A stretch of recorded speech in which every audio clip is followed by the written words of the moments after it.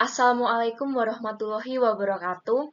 Saya Tarisya Sesartinanta, NIM 210111201305156 dari kelas D Rekayasa Nilai akan memaparkan laporan studi kasus Value Engineering perbaikan jalan oleh Departemen Transportasi Georgia.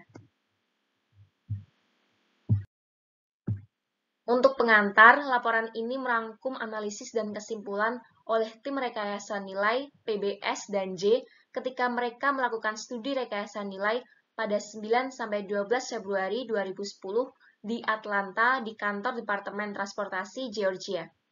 Subjek studi rekayasa nilai diidentifikasi dalam laporan konsep proyek sebagai PI nomor 0009542 I20 S-Bond dari I285 ke CR5150 atau Panola Route CD System di DeKalb County, Georgia.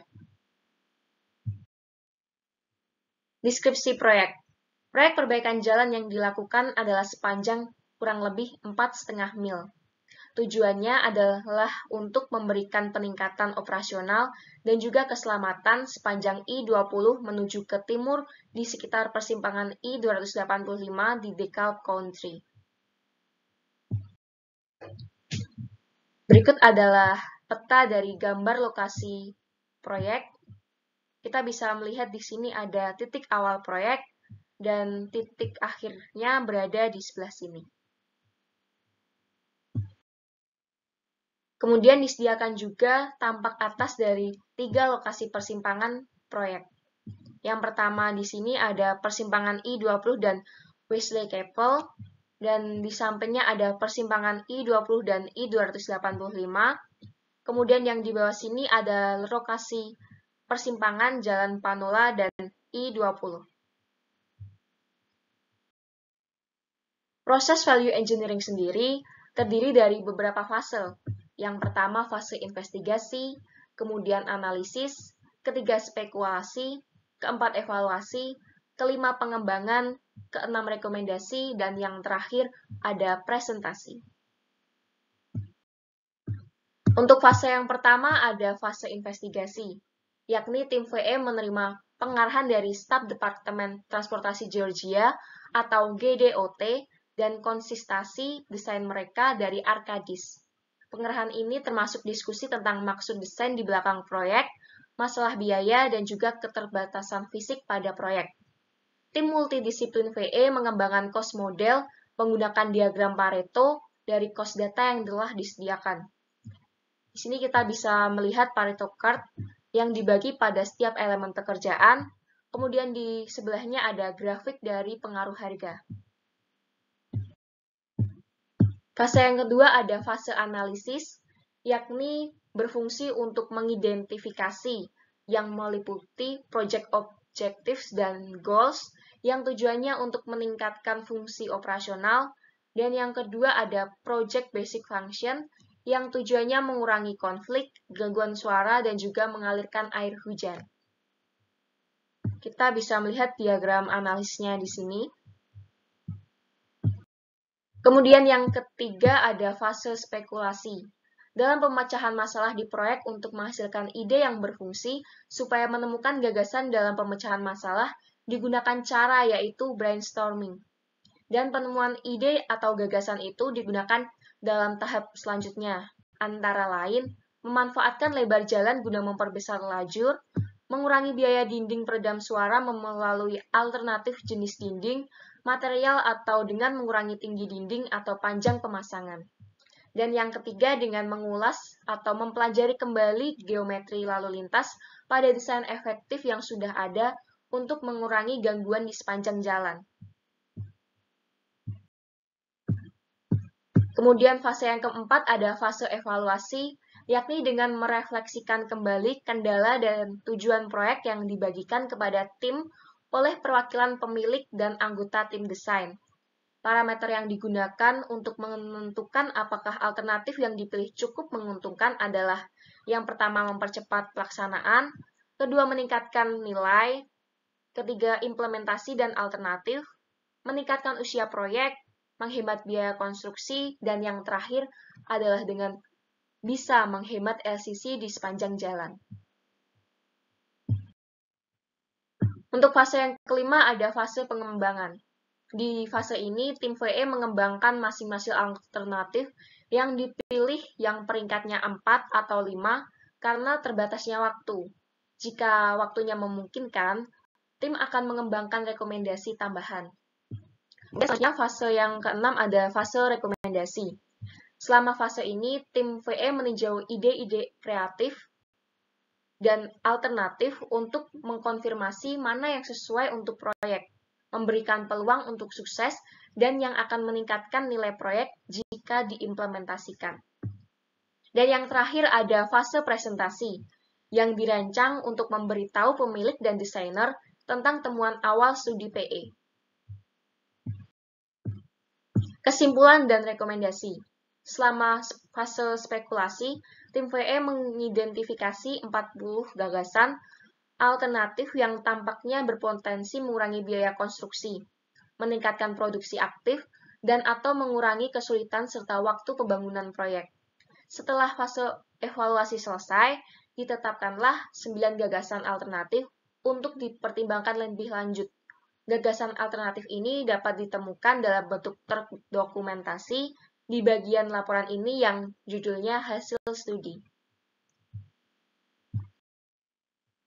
Berikut disediakan tabel mengenai 9 alternatif, dari mulai alternatif AC1, AC2, dan AC3, kemudian alternatif MS3 dan MS4, alternatif RW1, RW9, dan RW10, dan yang terakhir ada alternatif SB3. Kita akan mengetahui lebih lanjut di slide berikutnya. Hasil studi value engineering. Bagian ini mencakup hasil studi yang disajikan dalam bentuk alternatif rekayasa nilai yang dikembangkan penuh, yang mencakup deskripsi desain asli, deskripsi konfigurasi desain alternatif, komentar tentang justifikasi teknis, keuntungan dari resiko yang terkait dengan alternatif, sketsa dan perhitungan, dan juga teknis. Pembenaran untuk alternatif ini sebagian besar alternatif yang dikembangkan sepenuhnya mewakili serangkaian pilihan yang jelas dapat berdampak pada biaya dan kinerja akhirnya dari proyek yang sudah selesai. Yang pertama ada alternatif nomor AC1 yang menggunakan 10 inci sebagai pengganti dari 12 inci jalur luar di jalur pengumpul atau CD. Desain aslinya yakni mengusulkan membangun bahu luar sebesar 12 inci untuk panjang jalur CD. Alternatifnya, mengusulkan penggunaan luar beraspal 10 inci untuk panjang jalur CD. Keuntungan yang diperoleh adalah pengurangan di trotoar kedalaman penuh, pengurangan biaya konstruksi, dan juga waktu konstruksi. Resikonya tidak ada, kemudian bisa menghemat biaya sebesar $150.938.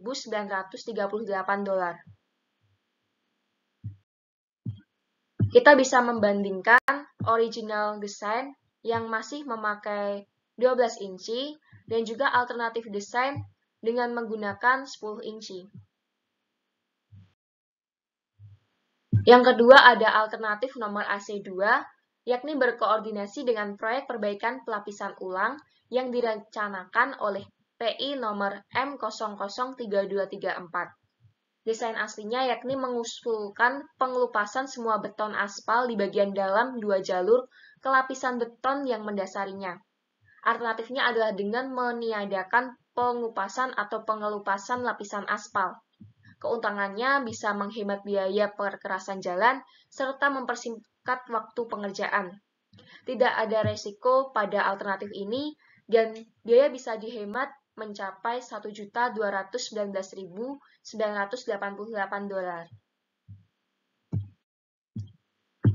Ketiga ada alternatif nomor AC3, yakni dengan memanfaatkan kemiringan sebesar 4% pada bahu luar. Desain aslinya yaitu memerlukan konstruksi bahu luar dengan trotoar kedalaman penuh pada kemiringan melintang sebesar 6%. Alternatifnya dengan mengusulkan untuk membangun bahu luar dengan trotoar kedalaman penuh dengan kemiringan 4%. Keuntungannya bisa mengurangi biaya penggilingan di masa depan dan juga biaya leveling di masa depan. Resikonya bisa berdampak pada sistem drainase, namun bisa dihemat biaya sebesar $144.973.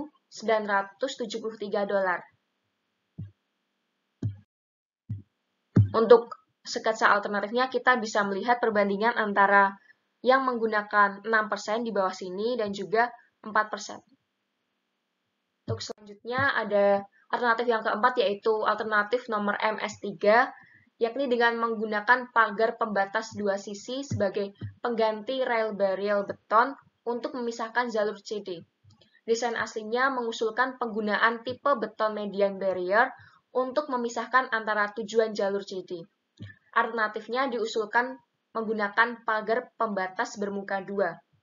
Keuntungannya bisa menghemat biaya pertama untuk bahan yang digunakan, dan yang kedua adalah mengurangi waktu pemasangan. Jadi pemasangannya bisa lebih cepat. Resikonya yakni meningkatkan pelebaran biaya perawatan dan juga membutuhkan revisi drainase. Namun, kita bisa menghemat biaya sebesar $1.093.397.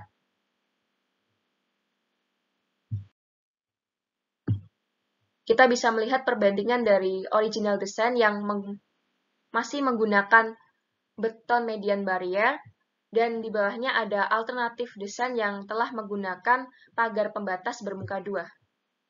Kita bisa lihat di tengah sini perbedaannya. Berikutnya ada alternatif yang kelima, yaitu alternatif nomor MS4 yang menggunakan pipa logam bergelombang untuk drainase jalan. Desain aslinya menggunakan pipa beton bertulang untuk drainase di sepanjang garis penghalang. Alternatifnya mengusulkan pipa logam bergelombang untuk drainase di sepanjang garis penghalang. Keuntungannya bisa menghemat biaya drainase dan juga pengurangan konstruksi. Tidak ada resiko dan dapat menghemat biaya sebesar $74.360.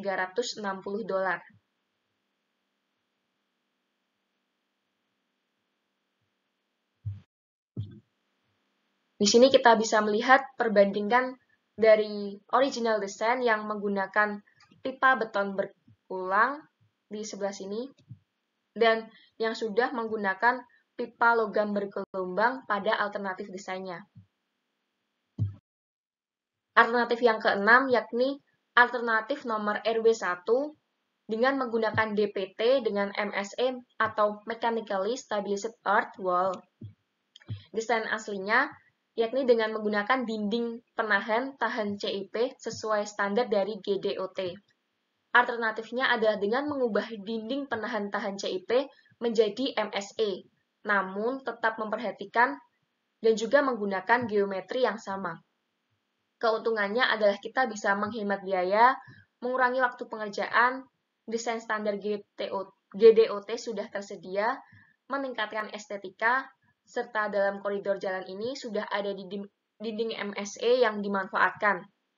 Tidak memiliki resiko dan dapat dihemat biaya sebesar $1.931.439. Cukup besar.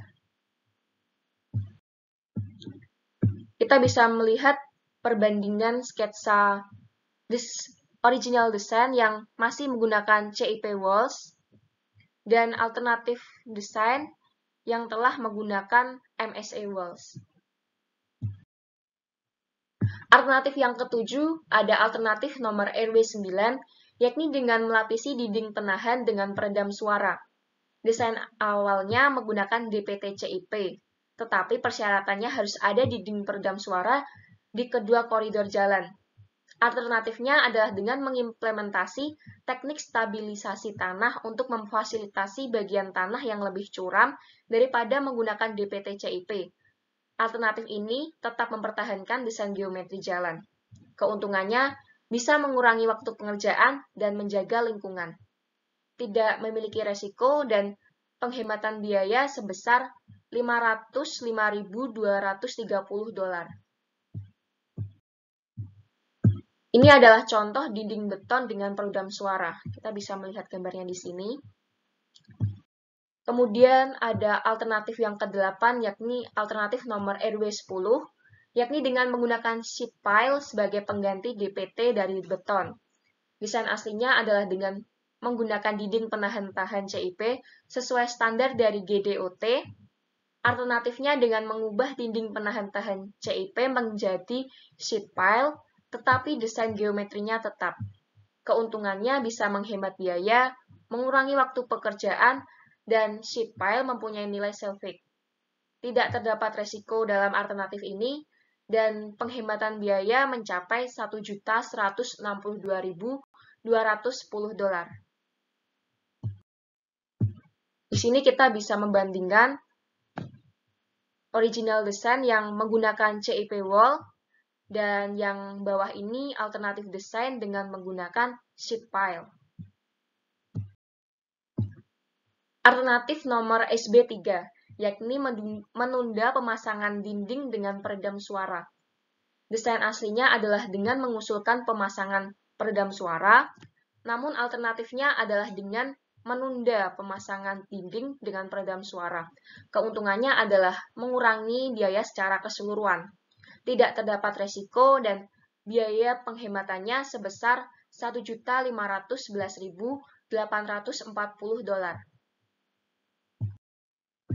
Sekian yang dapat saya sampaikan mengenai studi kasus case 10 ini. Kurang lebihnya saya mohon maaf. Dan akhir kata saya mengucapkan terima kasih.